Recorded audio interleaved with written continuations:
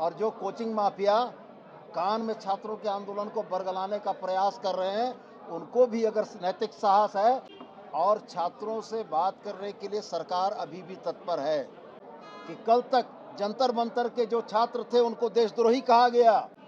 आज तक छात्र आंदोलन के प्रतिनिधि मंडल में किस पूर्व महाधिवक्ता का नाम देखा है आपने? कि छात्रों के आंदोलन को वो हाईजैक कर लेंगे तो सरकार उनकी मंशा में उनको सफल नहीं होने देगी। यह वार्ता, यह आंदोलन छात्रों का है और छात्रों से बात करने के लिए सरकार अभी भी तत्पर है। भारतीय जनता पार्टी के वरिष्ठ नेता आदरणीय बाबूलाल जी से आपके माध्यम से मेरा यह आग्रह होगा कि पर्दे के पीछे खेलना बंद करें। अगर वार्ता में शामिल होकर छात्रों के मुद्दे का राजनीतिकरण करने का इतना ही शौक है तो अपने महाधिवक्ता के जगह अपना नाम भेज देते। अगर शुचिता और नैतिकता बची है तो छात्रों के प्रतिनिधिमंडल का एक नंबर नाम होना चाहिए था बाबूलाल मरांडी। और जो कोचिंग माफिया कान में छात्रों के आंदोलन को बरगलाने का प्रयास कर रहे हैं, उनको भी अगर नैतिक साहस है तो प्रतिनिधिमंडल में शामिल होकर आते। सरकार का स्पष्ट मंतव्य, छात्रों से वार्ता के लिए दरवाजे हमेशा खुले हैं। छात्रों का प्रतिनिधिमंडल का जब सूची आएगा, सरकार वार्ता करेगी और समाधान करेगी।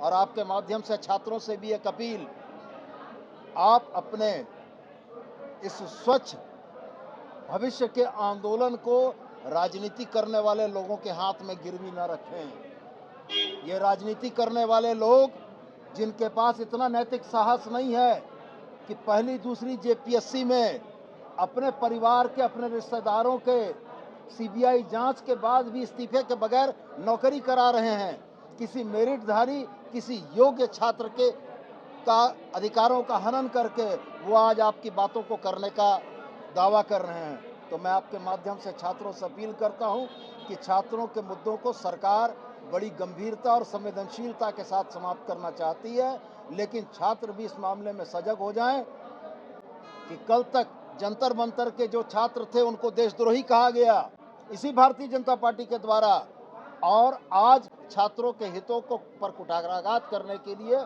पूर्व महाधिवक्ता का नाम प्रतिनिधिमंडल में डाला गया है। ये छद्म राजनीति नहीं चलेगी और हम निश्चित रूप से यह मान के चलते हैं कि छात्र भी इन चीज़ों को गंभीरता से देख रहे होंगे और उनके तरफ से जो रिस्पांस आएगा, छात्रों का प्रतिनिधिमंडल जब सरकार से बात करना चाहेगा, सरकार उनसे बात करने को तत्पर है।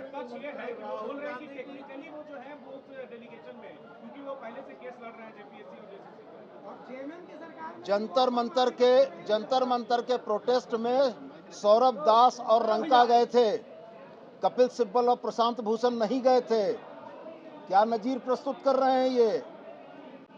आज तक छात्र आंदोलन के प्रतिनिधि मंडल में किस पूर्व महाधिवक्ता का नाम देखा है आपने? मैं तो बोलता हूं स्पष्ट कि पूर्व महाधिवक्ता का नाम के ओट में बाबूलाल जी क्यों छिप रहे हैं? वो अपना नाम डाल दें। बात करने को हम लोग तैयार है। देखेंगे कि छात्रों के मुद्दे पर अपने परिवार के लोग जो पहली और दूसरी जेपीएससी में गड़बड़ियां करके नौकरी कर रहे हैं, उसके बारे में बाबूलाल जी का क्या कथन होगा, ये सामने देखने की बात होगी।